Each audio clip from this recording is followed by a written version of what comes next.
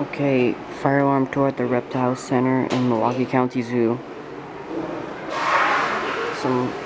The building has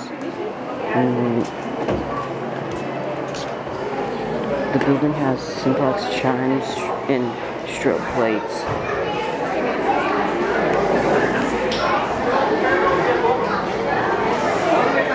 One over there.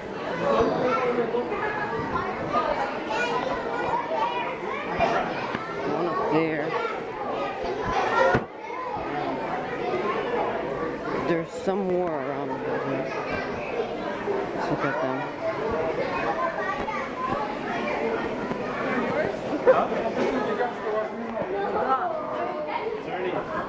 And up there, if you can see above Lake Wisconsin, there's some sort of mechanical horn and bell. And here's another combo pole station and chime strobe. So yeah, bye. I need to make this video quick.